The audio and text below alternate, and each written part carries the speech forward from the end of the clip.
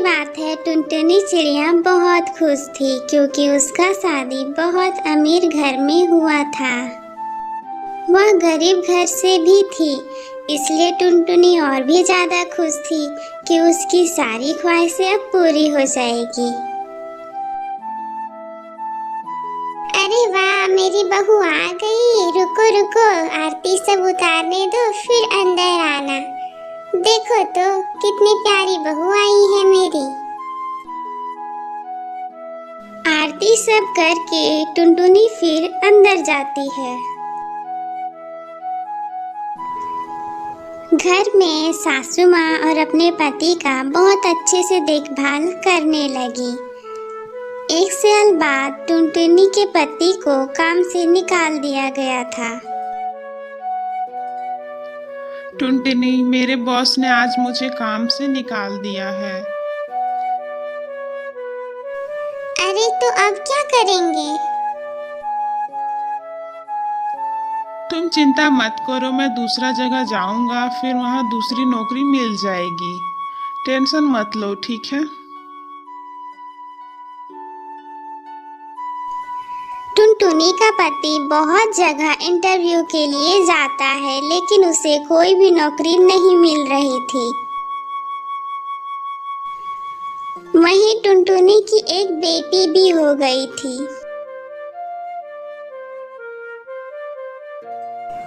अब तो हमारी बेटी भी हो गई है, अब क्या करेंगे? आप तो कोई दूसरा काम भी नहीं कर रहे हैं, फिर कैसे मेरी बच्ची का पालन पोषण होगा?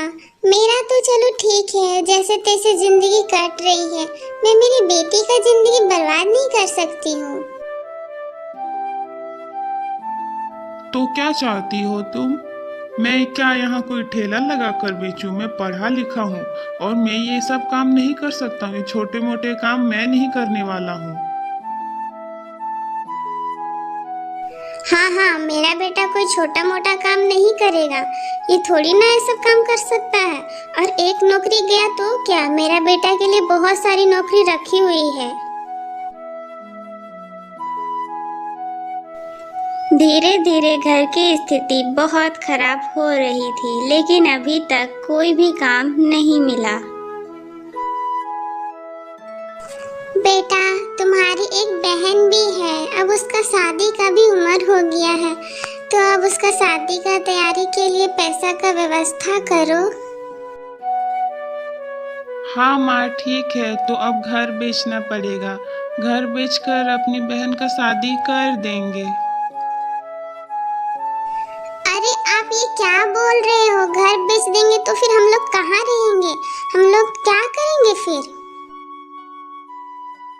हम लोग फिर किराए घर में रह लेंगे, ठीक है ना? उसका पति घर बेचकर अपनी बहन की शादी कर देता है और अब वह खुद किराए घर पर रहने लगा था। आजी, अब हम लोग के घर का राशन भी खत्म हो रहा है, अब हम लोग क्या करें बताइए आप? ये लो बेटा, ये मेरे कीमती जेवर हैं, इसे बेच दो और घर का राशन ले आओ। वह फिर राशन लेकर आता है। टुनटुनी अपने पति से कहती है, आजी, आखिर कब तक ऐसा चलेगा? अब मुझे ही कुछ करना होगा, मैं ही कुछ दुकान खोलकर बेचूंगी। टुनटुनी, लेकिन अब तो हमारे पास दुकान के लिए पैसे भी नहीं हैं। तुम सही कहती थी, अगर मैं उस टाइम कोई दुकान खोल लेता, मेहनत करता, तो आज इतना दिक्कत नहीं होता। कोई भी काम छोटा बड़ा नहीं होता है, ये मुझे समझ आ गया है।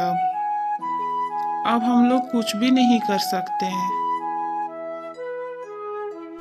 फिर टूनी उदास होकर अकेले पेड़ के पास बैठी थी।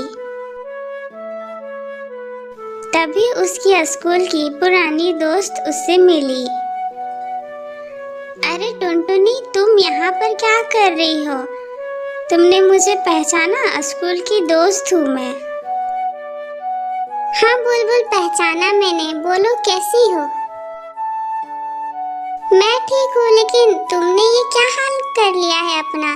तुम्हारा तो अमीर घर में शादी हुआ था ना? हाँ बुलबुल, लेकिन उनका नौकरी चला गया है। अब हम लोगों के पास कुछ भी नहीं बचा है। हम लोग का घर भी बिक गया है। अब तो दाना के लिए भी हमें सोचना पड़ता है। टूनी, तुम एक काम करो, ये लो 1000 और इससे जाकर चूड़ी खरीद कर बेचो। इससे तुम्हारी अच्छी कमाई होगी। लेकिन ये पैसे कैसे ले लूं? अच्छा चलो, उधार समझ कर ही ले लो। जब होंगे पैसे तब बाद में दे देना, ठीक है? टुनटुनी उस पैसे से चूड़ी खरीद कर बेचने लगी। ले लो, रंग बिरंगी चूड़ियां ले लो।